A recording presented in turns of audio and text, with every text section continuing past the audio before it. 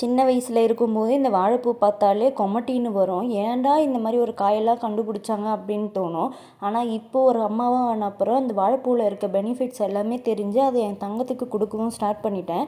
வாழைப்பூ கூட்டு வடை சுடுறதை விட எங்கள் அம்மா செய்கிற பொரியல் எனக்கு ரொம்பவே பிடிக்கும். டேஸ்ட் வைஸ் சூப்பராகவும் இருக்கும், ஹெல்த்தியாகவும் செஞ்சு கொடுப்பாங்க. அதை தான் நான் இன்றைக்கி உங்கள் கூட ஷேர் பண்ண போகிறேன். வாழைப்பூ ஃபஸ்ட்டு க்ளீன் பண்ணி எடுத்துக்கிட்டேன். அதுக்கப்புறம் அது சின்ன சின்னதாக நறுக்கிட்டு கழுவி குக்கரில் போட்டு உப்பு மஞ்சள் தூள் போட்டு 2 விசில் வச்சுட்டேன். அந்த கேப்லேயே பைத்தம்பருப்பு கொஞ்சம் ஊற வச்சு கழுவி வேக வச்சு எடுத்துக்கிட்டேன். இந்த மாதிரி செய்யறதால டேஸ்ட் வைஸும் சூப்பராக இருக்கும். நமக்கு தேவையான ஹெல்த்தியான ஃபுட்டும் ரெடி ஆகிடும் ஈஸியாகவே.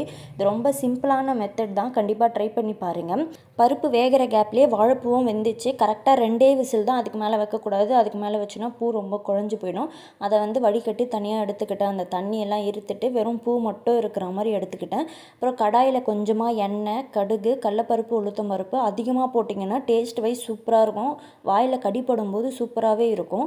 அதுக்கப்புறமா பச்சை மிளகாய், இஞ்சி, பூண்டு பொடியை நறுக்கி போட்டுக்கிட்டேன். அப்புறமா கொஞ்சமாக வெங்காயம், கொஞ்சமாக கருவேப்பிலை சேர்த்து வெங்காயம் கோல்டன் ப்ரௌன் ஆகிற வரைக்கும் வதக்கிட்டு அதுக்கப்புறம் நம்ம தனியாக எடுத்து வச்ச வாழைப்பூவை சேர்த்து கொஞ்ச நேரம் வதக்கணும். மீடியம் ஃப்ளேம்லேயே செய்யுங்க, அப்போ தான் நல்லாயிருக்கும், இல்லைன்னா தீஞ்சு போயிடும். வாழைப்பூ போட்டு ஒரு 10 நிமிஷம் லைட்டாக வதக்கி விட்டாலே போதும். அது வேக வேண்டிய அவசியம் கிடையாது. ஏற்கனவே நம்ம விசில் வச்சு வேக வச்சதால் அது நல்லாவே வெந்துட்டுருக்கும். இறக்குற சமயத்தில் நம்ம வேக வச்ச பைத்தம்பருப்பை போட்டு இறக்கணுன்னா செம்ம டேஸ்ட்டாக சூப்பரான வாழைப்பூ பொரியல் ரெடி. அது கூடவே கொத்தமல்லி போட்டு கலரி விட்டு ஸ்டவ் ஆஃப் பண்ணிவிடுங்க. இதை கண்டிப்பாக செஞ்சு பாருங்கள், சூப்பராக இருக்கும். டேஸ்ட் வைஸ் குழந்தைங்களும் நல்லா விரும்பியே சாப்பிடுவாங்க. எங்கள் வீட்டில் வாழைப்பூ வாங்கினா எப்போவுமே இந்த மாதிரி பொரியல் பண்ணி தான் சாப்பிடுவோம். செஞ்ச உடனே காலி ஆகிடும், அந்தளவுக்கு டேஸ்ட்டாகவே இருக்கும்.